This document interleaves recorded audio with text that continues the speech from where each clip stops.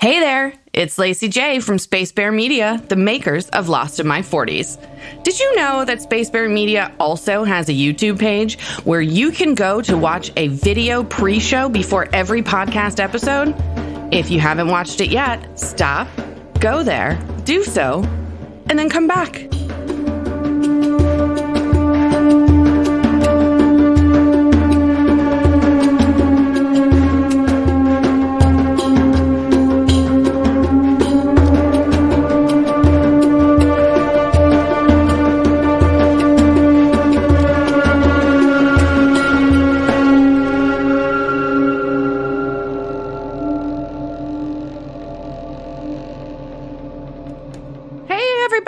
Welcome back to Lost in My 40s. This is episode 5. It's entitled White Rabbit, and it is another Jack-centric episode, which Christy is going to present to us today. Christy? Hello. Hi. Ben? Derek? Hello. Hello. Hello. All right. Do you want to get started? Yeah, let's just jump right in. All right. So, yeah, this one opens up with a flashback of Jack as a little boy. He's, 10 or 12 years old.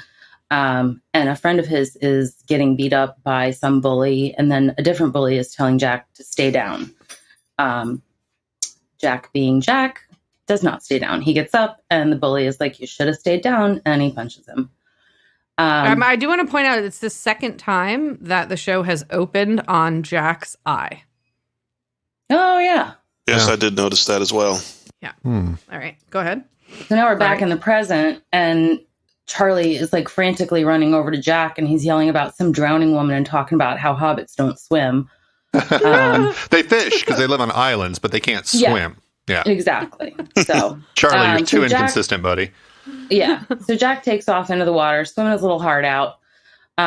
He comes across Boone, who is proving to be just a terrible lifeguard in so very many ways. Seriously. Yeah, how is he out there fucking drowning? Are you kidding? Right. So Jack's bringing Boone back, and Boone's like, "Did you get her?" And that's when Jack realizes there was somebody else out there. Right. Like Boone wasn't just drowning; he was drowning in the middle of a rescue. Right, because he's a shit lifeguard. Yeah. Time to put a pen. Lifeguard just drowning. Time to put a pen in his throat. Yes. Yeah. I have a feeling those eyebrows weigh him down. That's probably They weigh me down.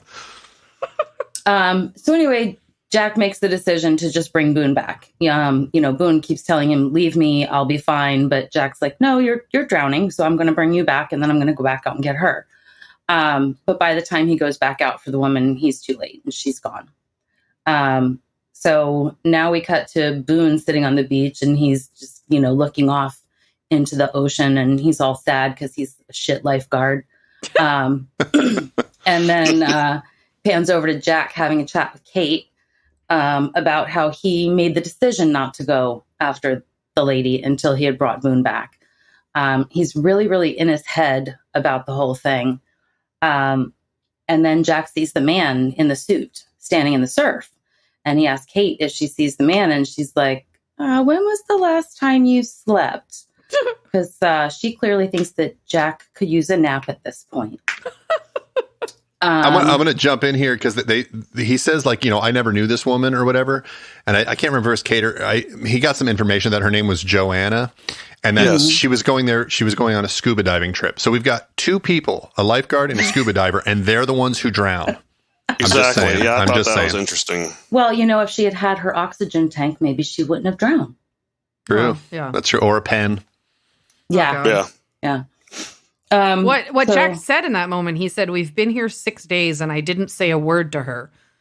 Like, since when are you supposed to be talking to everybody? This man just takes on all of the guilt in every way possible. Like, you've been running around saving people's lives, but you didn't say hi to the dumbass who swam out into the ocean and drowned. Like, what were you doing out there? What was she doing in the ocean anyway? Seriously, what are you thinking? Anyway, I think they mentioned that a riptide got her, which I think that even the most seasoned swimmers might have some difficulty in a riptide. They would. Well, that's true, but you should be able to see riptides before you get into the water. Especially as a scuba diver, you'd think you'd be able to. Well, right. Yeah. And anyways, why didn't the lifeguard tell people, don't go in the water, there's a riptide today? Seriously. Exactly. Because he was waxing. Yeah. Don't go swimming, 30 minutes after eating boar. Don't go swimming. Right. And I think Jack, like the fact that he's always, like you say, he's constantly running around. Like I think we just need to defund the Jack. Like he just needs to focus on being a doctor. Yeah. Yes. All right. So now we're back on the beach, and Michael and Walt are there, and Walt is like brushing his teeth with aloe or something. And Michael's like, oh, how'd you learn that? And he's like, son, the Korean lady. So then Michael warns Walt not to drink the ocean water. And Walt, being a kid, asks him why. Michael clearly still has no patience for fatherhood. And he's like, just because I said so, Yeah, seriously, it would take just as long to say it will dehydrate you than it does to say because I said so. Like, yeah, it's not that hard to why is the sky blue? That's a little bit more difficult than, why is the ocean water not good to drink? Why aren't you making me shoes, Michael? Yeah, seriously, go cobble something. So then we segue to the Koreans, and Sun is telling Jin that she doesn't think anybody's coming to save them. She's like, when will someone tell us what to do? Jin still thinks that somebody will come to their rescue. She wants to try to communicate with the people. And he's like, no, it's you and me. We're fine. I'll tell you what to do, which, once again, he's winning husband of the year. Shannon walks over to Sawyer for what kind of sounds like a drug deal when she's like, have you got it or what? I know. And he calls her light sticks. Light, sticks. Yeah. Yeah. It was a good camera angle, though. Yeah. It was like upskirt.com is what we were looking at. Right. Meanwhile, exactly. Sawyer's reading Watership Down, which just gives me flashbacks to elementary school. Yeah. I don't know why the fuck they thought that was for, elementary school aged kids. Just because it's a cartoon does not mean it's appropriate for children. It's pretty depressing. Yeah, that's true. Yeah, it's terrifying. Mm-hmm. I remember reading that and Where the Red Fern Grows. They both ruined my life. Yeah. Saddest books ever. So really, Shannon's just trying to get some bug spray. And then, she asks what his price is, and he's all creepy with the sexual innuendo, and she gets pissed off and just kind of walks off in a huff. And then... I don't know. I'd probably blow him for some books. Well, he did ask for $5,000, yeah, because her gold card or whatever she had. Right. Yeah. But you could tell right there that Sawyer's sort of like he's a wheeler and he's kind of wheeling and dealing. Definitely. Like he's probing people for weaknesses, and then so you start to see some of his character. At least those qualities start to come out a little bit. Yes. So now we're cutting to Kate. She's going through suitcases, and Claire comes over to have a chat, but she kind of stumbles. The heat is getting to her, and she's got that huge pregnant belly. And then she's all like, I have a question. Are you a Gemini? And Kate's like, yeah. And, Kate's nice to the pregnant lady, but she doesn't really seem interested in having her astrological chart done. She did ask her. I could do your chart. I could do your chart. Where would she get the chart from? Just say no, Kate. You want to shut that conversation down? Just say no. Right. So then we've got Hurley telling Jack about the water situation and how they just don't have enough water. And once again, Jack is feeling the weight of responsibility. And then Hurley and Charlie just both start throwing questions at Jack rapid fire. And he's just like, I don't know. And he walks away from them. He just doesn't want to decide. Yeah. But so last week, everybody was in shock that there was no food. Now, this week, everybody's in shock. There's no water. What the fuck are you people doing? You've been there for 6 days. What are you doing? Yeah. Well, they're obviously used to everything just being available. Right. Yeah, that's a good point. I did like the moment where Hurley said, maybe we can make one of those water-finding sticks. Yes. What was that called? A divining rod? Is that what yes. Yes, a divining rod. Yes. Yeah, that's great. I want to know how to make one of those sticks. Are you a Gemini? You can use the water-finding stick. Yes. Use the stack rod. our idiotic superstitions. Right. So, Jack's just walking away from them. He's like, I don't want to be in charge. Stop. I need an adult. And then we flash back to Jack as a little boy again. And he's walking into his dad's study, and his dad is, talking about the fight, and Jack's trying to explain it. And Jack's dad is he's such a dick to him. He's talking about how he's able to make decisions and walk away from them, whether he failed or succeeded. But he tells Jack that, Jack can't do that. He says, you don't have what it takes. So yeah, he said, you don't want to be a hero because when you fail, you don't have what it takes. Yep, exactly. And he said, that's how he Dad. said, I had a kid on the table, maybe a year younger than you, and he died. Yeah, and now here I am drinking a scotch on the rocks. So clinking the ice. Right. And the actor that plays his dad, I don't actually know his name, but I recognize his face. I think he's the guy that's in a Full Metal Jacket, who plays like the Matthew Modine's his head officer, the guy that says, in the rear with the gear. I'm pretty sure that's the same guy. I don't remember that. Well, somebody needs to look that up on IMDb. Yeah. So anyway, so it's just a really horrible thing for a father to say to his child. What the fuck? No wonder Jack has daddy issues, but I mean, so many of us do, so whatever. Yeah. Yeah, the actors John Terry and Ben's right. He played Lieutenant Lockhart in Full Metal Jacket. There you go. Mm. So now we're back in present day, and Boone and his eyebrows are just going off on Jack for saving him instead of going after Joanna. Boone is insistent that he could have made it back, and Jack defends his decision. Boone just gets whiny about, how Jack should have left him and he was fine. I run a business. And he just sounds like a lifeguard and a business. Yeah, he sounds so spoiled and stupid. You can really see the resemblance between him and Shannon now. He's getting a real pain in the ass like her. Yeah. Mm-hmm. And, Jack once again sees the man in the suit. And then he just takes after him. And Boone is like, yeah, I'm talking to you. And Jack's like, fuck you. And then Jack actually sees the guy in the jungle and he realizes it's his dad. And that just literally knocks him back. Yeah. He's like, what the fuck? Knocks him off his feet. And dad walks off in his suit and chucks, which don't go with the suit. I'm still bothered by that. Oh my God. So I had no idea when we started this podcast how shoe-centric it was going to be. I mean, I know. Yeah. Everybody needs shoes. Yeah. Except the Hobbit. Yeah, exactly. Right. It's become sort of the soul of this podcast. Oh, fuck. Yes. Shoes. I'll probably be able to use that for the next episode as well. I love it. Soul? Haha, yeah, because it takes place in Korea. Exactly. Oh my God. Well, stay tuned next week for more puns. For some triple entendre. Oh boy.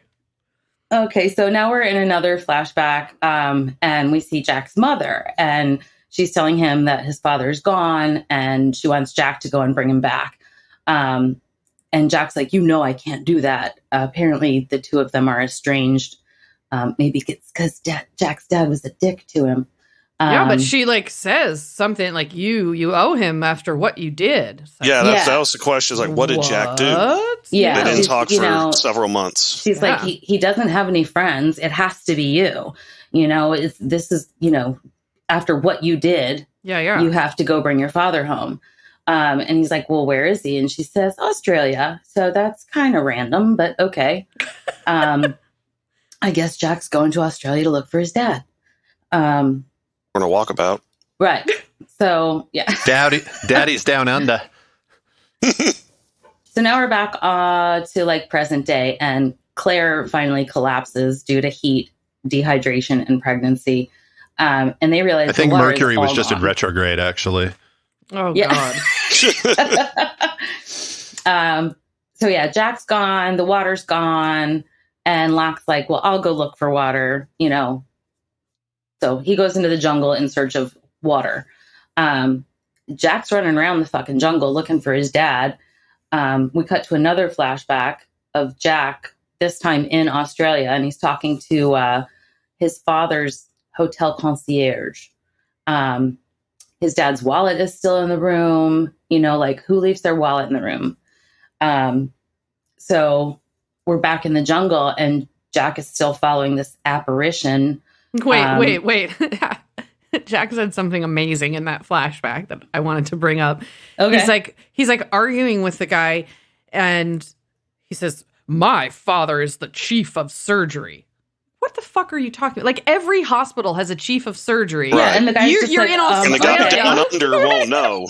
Yeah. Right, like he's the one. He is the chief of surgery of the whole planet. Is apparently like, what are you talking? You're halfway across the world. That means nothing. I don't know why that drove me absolutely bananas, but it was okay. It was stupid. And the concierge is just like, okay, dude. All the pills and alcohol and crap he had laying around. Yeah, goody for your dad. Then Boone just shows up out of nowhere and goes, "And I run a business."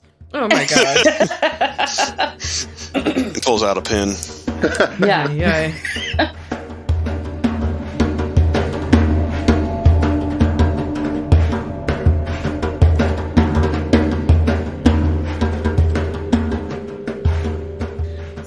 So we're back in the jungle, and Jack's running around looking for his dad. And then he trips and just goes feet over ass. It was so funny when he fell and started, just spiraling down. Yeah, he just rolled down the hill, and then he ends up falling over a cliff. But he managed to grab a vine or something. So that root was just happened to be there, dude. And the fingertip save. This dude's got some and he's serious going pretty fast hands. by then. The momentum is going, and he's off a cliff, and there we go. Yeah, I've fallen off plenty of jungle gyms to know that you cannot hang on by the tips of your fucking fingers. No, that doesn't work in the real world. No, but this is Magic Island. Magic Island, yes, it's true. Okay. All right. So Jack magically is able to hold on for dear life, and all of a sudden, Locke of all people shows up to save the day. The exact same place in the island. Yeah. So thanks, creepy old dude. He pulls Jack up back off the cliff, and Jack just loses his shit and starts laughing. Yeah, it's like one thing I noticed. Go ahead. One thing I noticed when they were showing, into the valley that Jack was, hanging onto the root, you could see a little bit of a water running. So there is water there on the island, like a stream. Oh, the fresh water, you mean? Yeah. Yes. Yeah. Mm-hmm. I thought this was a great moment because it was the first time that Jack's stoicism cracks. And he just kind of is he realizes, oh my God, I've been in a plane crash and I'm trying to rescue everyone, and my father is running around this island, and I fell over a cliff, and it just all hits him in that moment, and he loses it. And I think it's a great moment. Yeah, I think it's some crazy nervous energy that just bubbles out of him in the form of laughter. Exactly. Right, exactly. One of the first times he just sort of lets go, which is funny because he didn't let go; he held on. So. Ooh. Bit of a stretch, but hey. So we're back on the beach, and Charlie's taking care of Claire. He's very, very sweet with her, and she's like, nobody wants to talk to me.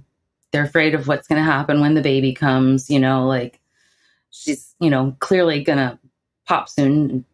Here's your punch. She says she's a ticking time bomb, so she's going to pop. He also sort of rips on Locke a little bit. He's like, who's got that many knives? And it's like, well, you're eating because of that. That's true. Plus, he's creepy. Don't make fun of the creepy fucker with the knives. He could come. Right, he has the knives. You saw him. Yeah. Did you see what he did? He threw one at Sawyer's head. Don't mess with this guy. Don't talk behind his back. Just leave Locke be. Don't tell him what he can't do. Don't tell him what he can't do. Mm-hmm. He will roll over you. But yeah, Charlie's just being really sweet with Claire and taking care of her. And then some of the other survivors realize that the Koreans have water.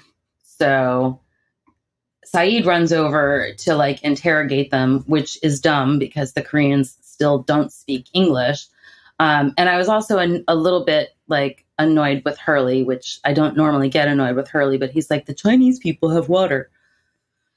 They're not Chinese, they're Korean. I think he said that multiple times too in the episode, call them Chinese. Yeah. So that's great. To their credit, like how would they know? Unless you speak Korean, how would you actually know?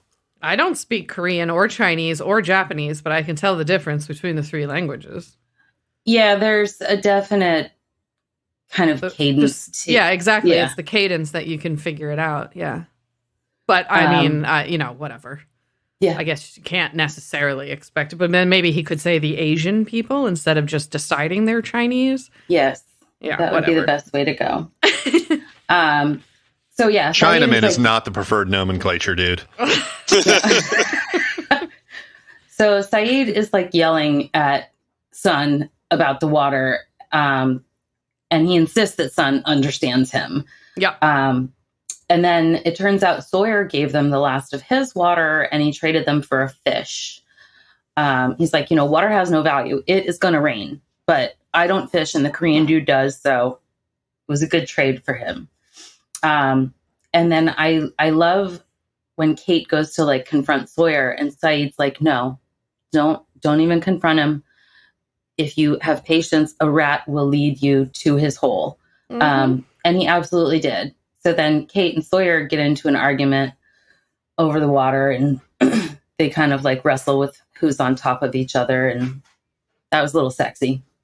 It was very. In that scene, I also want to point out that Sawyer, one of his better nicknames, he called Jin Mr. Miyagi. Yeah, he did. Yeah, he did. Oh my God. Which again, Mr. Miyagi was from Okinawa. So now we're just missing him. We're all over the place. Right. We're on the right side of the planet. Yeah. My favorite part about that was when Kate like tackles Sawyer and Sawyer goes, well, it's about time. I was like, yeah. He's an asshole, but he's got those fucking dimples, man. Yeah, and the hair too. And he knows it.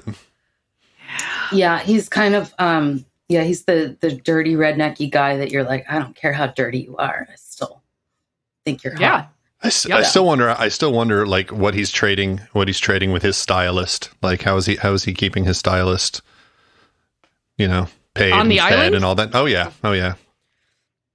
Pigs. I guess. So then we're back in the jungle with Jack and Locke, and they're like having a moment. And Locke is like, "You're the leader," and Jack's like, "I'm not a leader." And they're like, he's like, "Well, that's funny because everyone keeps looking to you, whether you think you're the leader or not. You are because people are coming to you." So yeah, so that's. And Jack repeats his father's words. He's like, "I don't have what it takes," which is just something that happens when it's drilled in your head as a child, the same words over and over. Yeah. So that sucks.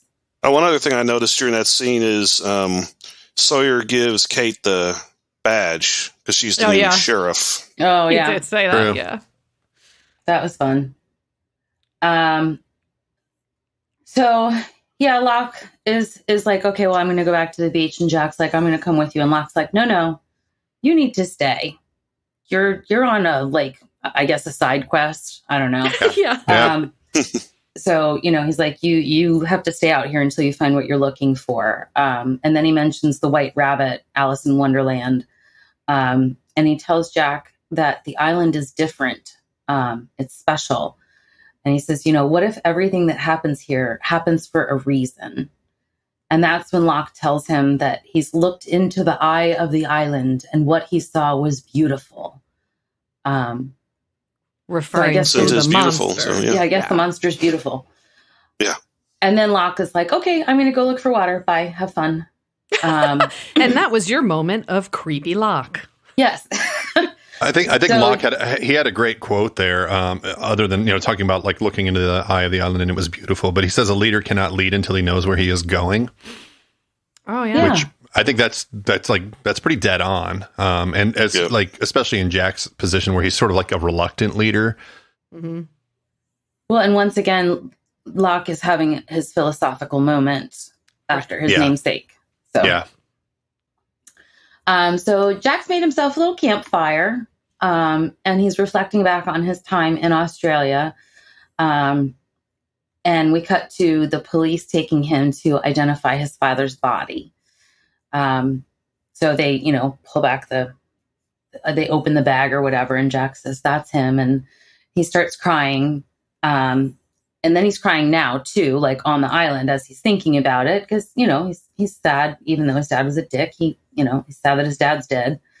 And then he sees, dad again in the jungle. So he grabs a torch, which it's interesting to me in these shows that they just happen to all have a handy torch when it's dark. Yeah. And you also, in that scene, you hear the ice in the glass. Yes, the noise. tinkle of the ice in the glass. And that's when he sees his dad. So as he's running off for his dad, that's when he ends up finding fresh water. He finds this beautiful, beautiful waterfall. And then he looks down into the water and there's a creepy doll in the water. Yeah. And that was a creepy looking doll. Yeah. And so he picks that up and then he kind of looks behind him and he starts realizing that it's more wreckage from the plane. So, as he's following the line of wreckage from the plane, he sees a coffin. So, and this is, where Jack's dad is supposed to be. And then he opens the coffin and it's empty. So, dun, dun, dun. Yeah, super creepy. And have you seen how baggage handlers deal with your bags? Can you imagine, like with a coffin? Like they probably just dumped it over, like, whoops, whatever, let's put it back on. A coffin was in great condition for surviving a plane crash and the baggage handlers. It was right until Jack starts to beat it to bits. Yeah, he went. He went to town on that thing. Yeah, he had like Office Space on it. He just needed some NyQuil. Yeah. NyQuil stops the coffin. Oh God. I remember I got told that joke. It was like the world's longest joke. Yeah. Damn like my buddy Beck told it one time, and it went for like an hour and a half. And that was the punchline? And that was the punchline. Your buddy Beck's lucky he's not dead. There was this whole King Tut expedition thing. And this coffin was chasing him. Oh, God. It's amazing. Right. So back on the beach, Boone and his eyebrows are giving water to Claire. And then when they pictured that, I picture it like streaming off of the angle, just like into like your mouth, like a little baby bird. Oh God! So when the others realize that Boone has water, they like start attacking him, and he tries to explain himself. He's like, it was just sitting there, and somebody was going to steal it, so I was just trying to keep it safe. And then I wanted to give her the water, but by then it had gone too far, and so everybody's arguing with each other. And then Jack shows up and, he ends up breaking up the argument. He's like, I found water. They have to start acting like no one's coming to save them, because at this point, it doesn't look like anybody is coming to save them.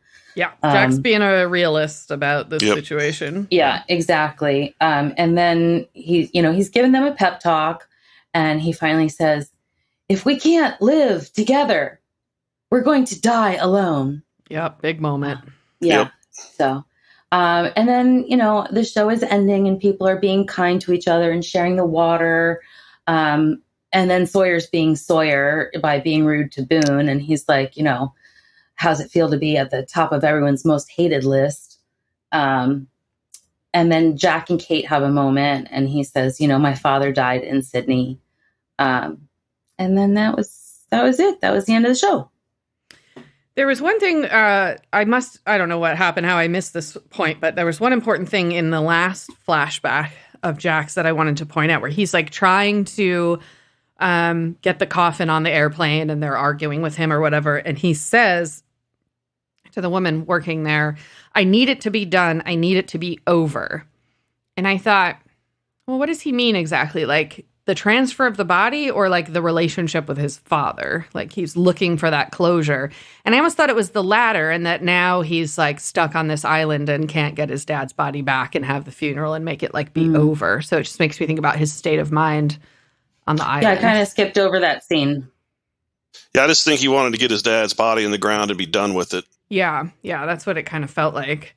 Did you guys also notice Charlie's tattoo? They featured it on his shoulder a couple times. It was really easy to read. That says, yes, "Living is easy with eyes closed." I thought, I did notice that. Yeah. With everything as a message in Lost, those little things tend to catch my eyes, you know? Well, let's see here. That's your eyes aren't closed. I guess so.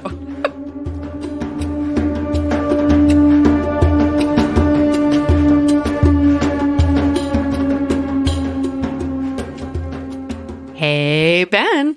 Yeah, babe? Got any special occasions coming up that you need a card for? Is this a trick question? No, it's an advertisement. Is this about barbcards.com again? Bingo. So I suppose you're going to remind me that each handmade card is only $1.50. Mm-hmm.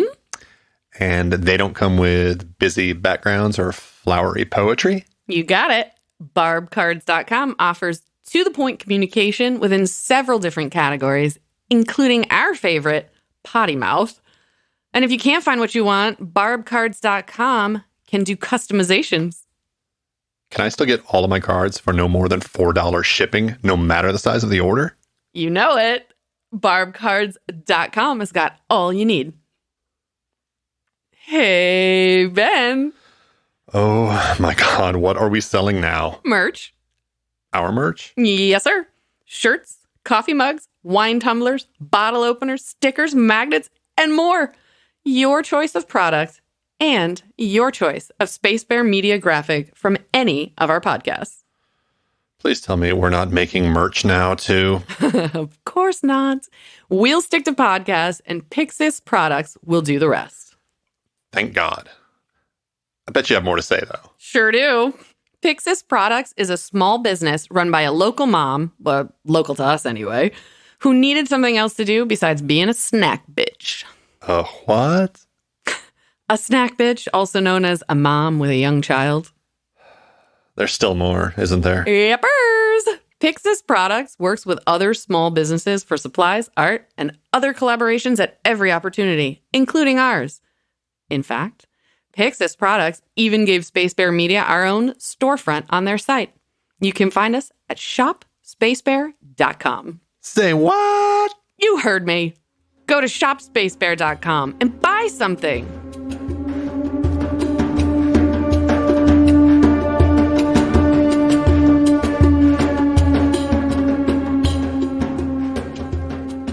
All right, that was White Rabbit. Shall we talk about our little segments here? Fun Best fact. and worst moments? Oh, well, you go. Nope, let me do fun fact. J.J. Abrams, who worked on this show, one of his earlier shows was Alias. Did you guys ever watch Alias? I did not, but I understand that Locke was on that show. Was he? That's not where I was going. If he had a part, then it would have been small. I might be wrong. I'm going to have to Google that now. So the main character in Alias is Sydney Bristow, and she's a spy, and her code name is White Rabbit. Oh. Interesting. So, yeah. And so J.J. Abrams, I mean, he's somebody I have a lot of respect for, the work that he does. And he tends to like to tie little things in there. And he's a fan of Alice in Wonderland. And so I guess it's woven into more than one of his shows. I happened to watch Alias. I loved it. It was a great show. All right, Christy, what's your best and worst? My best was at the end when Jack said, if we can't live together, we're going to die alone. Mm-hmm. And then the worst moment for me was when Jack was identifying his father's body and he started crying. You know, he and his father clearly had some unfinished business, but it's never easy to see the hero cry. Yeah, that makes sense. What about best and worst, fuckable, killable? My best character was Charlie. I just really love how he was with Claire. I mean, she's scared, and he's one of the only people who's willing to like treat her like a person and talk to her. Mm-hmm. And then the worst character is Jack's dad. He's just such an asshole to his son. And then fuck and kill. Let's fuck Saeed because he's hot and he's really smart about people. He can really read people. Like when he said that Sawyer would lead them to his stash, and he was right about that. Yeah, he's got some intuition. Yes, he definitely, can read people. Yeah. And then let's kill Jack's dad and just make sure he's really fucking dead. All right. Ben, how about you? Best and worst? My favorite moment was actually something we didn't discuss, and it was a smaller moment in the episode. It's when Sun and Jin are talking, and Sun thanks him for bringing her water. And Jin looks at her and just says, "That's what husbands do." And it's another one of those moments where you see, like, despite his sort of, awful kind of overbearing kind of patriarchal behavior, there are elements, like, you can tell he really does care for her, and there's a softness there that you don't normally see. Yeah. It's like the second or third. They sprinkle those out throughout the first couple episodes. You see Jin have these sort of softer, more vulnerable moments. Yeah, and we will next week be diving more into the Jin and Sun dynamic. I thought about that moment too, and how it was so sweet that, Jen was like, well, that's what husbands do, like implying that he was going to take care of her. But that's kind of, I don't know, any woman who has been in an abusive relationship, they still have those really kind moments with their husbands. Yep. It's just that, they're abusive in between. So that doesn't necessarily make me think that Jen is okay. Yeah. Yeah. Well, and that's why to me, like, best moment, like as a moment without taking everything else into account, that's why I really liked it. But yeah, you're absolutely right. Worst moment was when Jack saved Boone. Just let the fucker drown. Like, he's you got a business, you're a lifeguard. Hey, your business is drowning, son. Like, they should have just done away with that guy. Best character in this episode, it was Jack, I thought. And then worst character, again, Boone. Worst character is almost always going to be like Boone or Shannon or maybe Michael. Like, they just suck. All right. Fucking killing. I mean, Kate. And then Boone, I'd kill or just let him drown. One of the two. Doesn't matter which. All right. Derek, best and worst. I thought one of the best moments was when Jack was in the cave and he discovered that his dad's body was not in the coffin. And just his reaction to it, because, like, he wanted to end it when he was in the airport. He's like, I just want to get the body home. Just want to, end all this. But now he realizes it's not going to end anytime soon. Yeah, and at this point, we already know that the island has made it possible for Locke to walk again. So now we're left wondering, like, okay, well, does it resurrect people as well? Exactly. Right? Yeah. Because his body's not there. So, yeah. Right. Yes, a good moment. And the worst was pretty much any moment, especially Boone. Him trying to take control. He wanted to try to be the leader, hit the water, whiny little punk bitch. So that was pretty much my worst moments. Best character, I like Locke because he goes to look for water and he saves Jack from the fingertips hanging on the root. Worst character, Boone, of course, just because he should have drowned, like Ben said. And fuckable is, normally it's Kate, but I'm going to take Shannon this time. Just some strange because of that camera angle. With her light sticks. Yeah, light sticks. There you go. And killable is Boone. Yeah. All right. For me, no, go ahead. Sorry. As an aside, yes, the actor Terry O'Quinn, who plays John Locke, he was on Alias for a little while. as well as one of the Star Treks, apparently. So wait, does it say who he played on Alias? I mean, I haven't watched that show since the early 2000s, and I don't remember him being on it. Was it like a guest spot or something? No.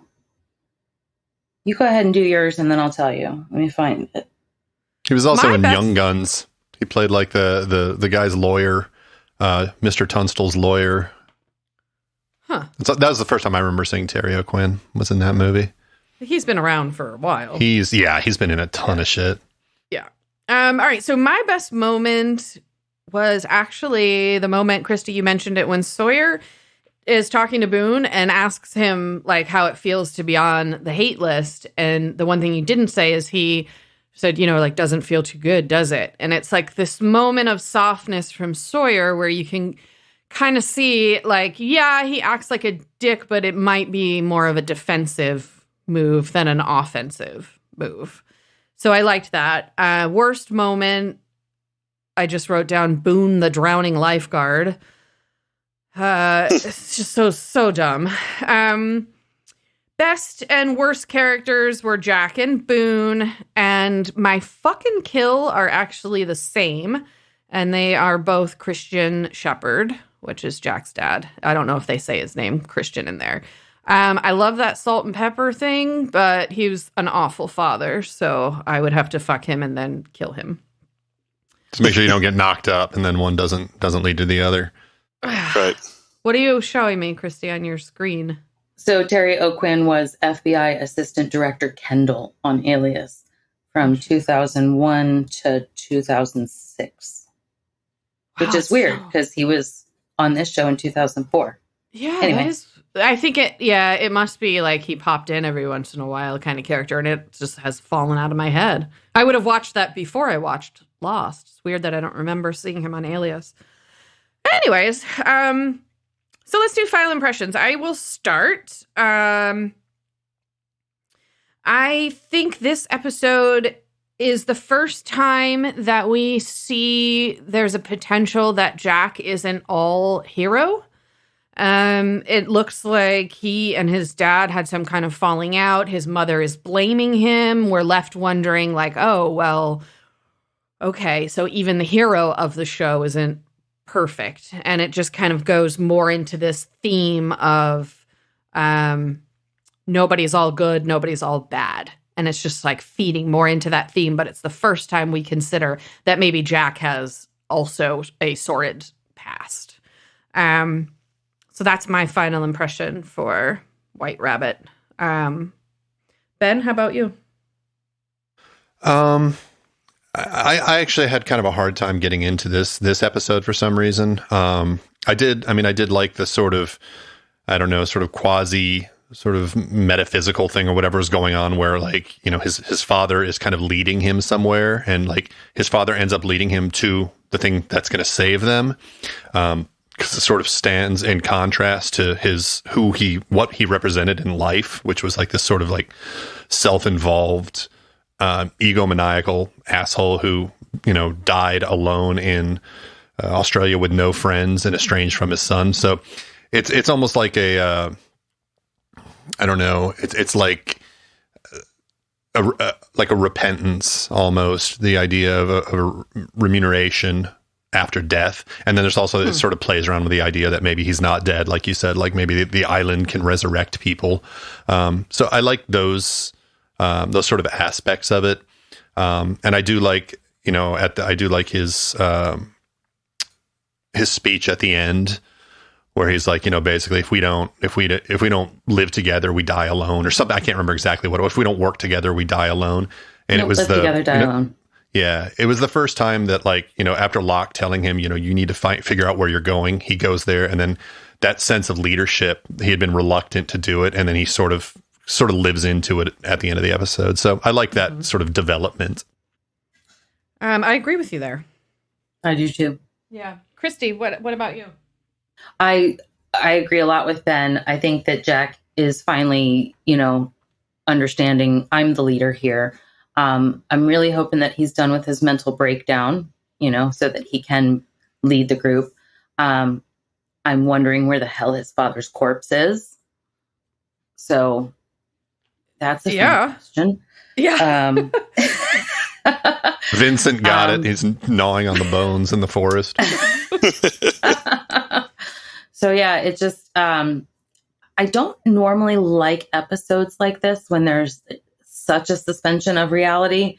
You know, like if his dad's dead, then he's clearly not seeing his dad on the island. And I don't know, it's been a long time since I've done hallucinogens. So maybe that's part of my reluctance to accept what's going on here. I mean, I've tripped a few times and I've never seen anybody come back from the fucking dead. There's that. Yeah. So just haven't had the right stuff, I guess. I guess. Yeah, that was a long time ago. I don't need to revisit that. Yes, this is Lost in my 40s, not High in my 20s. Not right, LSD in my 40s. Oh, God, that's terrifying. But for some reason, I just really liked this episode. I really, I liked the whole, you know, White Rabbit. He's chasing something. And so, yeah, I liked this one a lot.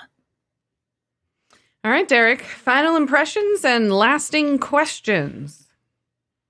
Yeah, so this episode does explain why Jack doesn't want to lead at first. You know, he's kind of like, you know, I don't want to make decisions because, you know, one of the flashbacks is father says, you know, you don't have what it takes. You don't need to try to be the hero.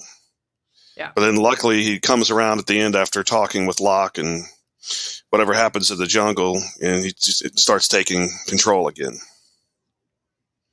It also explains why he's an Australian and is on this flight. Yeah. But yeah, the biggest question is, where is the father's body? Okay. All right. Also, another little kind of side question is, what was, you know, when Locke said he saw the heart of the island, or the eye, looked into the eye of the island, it was beautiful. What was beautiful? Yeah. Yeah, that's a great question. And one that I feel like is sort of answered throughout the show. It's one of those, well, it's one of those questions that it's great it's left up to interpretation. It's something that we will, I'm certain, talk about much later. But yeah, it's interesting in this episode where Locke now has that insight, right? He's got some kind of connection with this island that is appearing to be more sentient than just a piece of dirt. Yeah. Yeah. All right. Okay. This is exciting. White Rabbit in the books. Next week, we will be taking on House of the Rising Sun. And so clearly it's a sun episode. We'll see you then. Bye, guys. Bye, guys. Bye, guys.